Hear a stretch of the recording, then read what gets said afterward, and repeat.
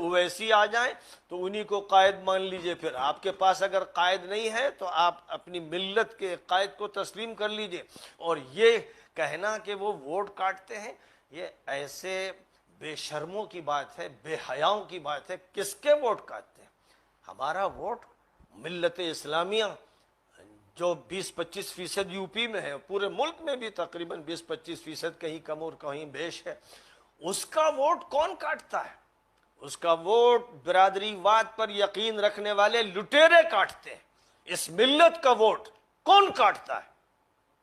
وہ کاٹتے ہیں کہ جو کروڑوں روپیہ تو ٹکٹ دینے کے لیے لیتے ہیں اور اس کے بعد پھر مسلمانوں کو ایسا ذلیل کرتے ہیں، ایسا ذلیل کرتے ہیں. اگر آپ کو اپنی ذلت کی تصویر دیکھنا ہے تو وہ جو بھشتی بنا ہوا تھا بی ایس پی کا، اس کو جس طرح درایا گیا، دھتکارا گیا، وہ نسیم کہاں گیا جو خدمت کرتا رہا بھشتی کی طرح، کیا حیثیت ہوئی اس کی.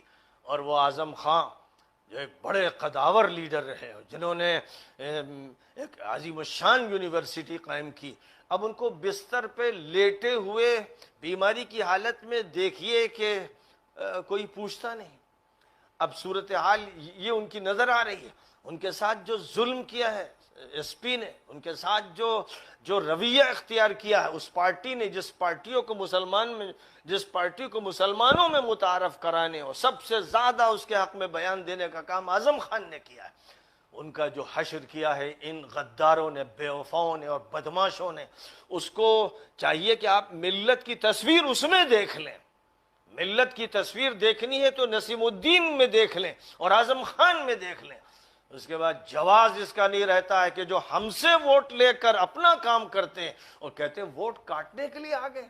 ارے اویسی ہو یا کوئی ہو، اگر کوئی مسلم لیڈر ہے جو مسلمانوں کو بلا رہا ہے، جمع کر رہا ہے، جوڑ رہا ہے، ہندوؤں کو جوڑ رہا ہے، دلتوں کو جوڑ رہا ہے، اور ایس سی کو اور ایس ٹی کو جوڑ رہا ہے، او بی سی کو جوڑ رہا ہے، اور اس کے ساتھ لوگ جڑ رہے ہیں، تو اس کو لیڈر کیوں نہیں مانتے؟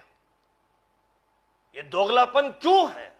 یہ اللہ سے لڑائی، اسلام سے لڑائی، نبی سے لڑائی، فرشتوں سے لڑائی کیوں ہے؟ یہ لعنت ہے کانگریس کا ساتھ دینے کی. اس لعنت سے نکلنا پڑے گا ورنہ قوم اٹھا کے پھینک دے گی. اس لیے سن لیں، لوگ صاف سن لیں. تبصرہ کرنے والے تبصرہ کرتے رہیں، یہ بھی ان پر بھی مار پڑنی ہے. جو بدبداتے ہیں اور کچھ نہ کچھ تبصرے چھانٹتے ہیں، منفی باتیں کرتے ہیں، یہ مجرم جن کے دل سیاہ ہیں، یہ قرآن کی بات سننے کے لیے تیار نہیں. اس لیے میرا یہ کہنا ہے کہ جو یہ کہتے ہیں کہ ووٹ کاٹنے آ گئے حیدرآباد سے، وہ کس کے ووٹ کاٹ رہے ہیں؟ وہ تو ووٹ جمع کر رہے ہیں. کہتے ہیں کہ ووٹ دینا ہے تو اپنے نمائندہ کو دو جو ملت کی نمائندگی کرے، وہ چھوٹا ہو یا بڑا ہو، اور تم ہمارا ووٹ کاٹ کر اس کو دے دو جو پھر اس کی ساری دولت یادوں کو دے دے، یا اس کو دے دو جو چماروں کو بانٹ دے، محل بنا لے اور بڑے ادارے بنائے، جو جناب والا گھر میں کرسی جس کو نہیں مل سکتی تھی وہ یہ سب کرے اور تمہارے ووٹوں کی بنیاد پر کرے.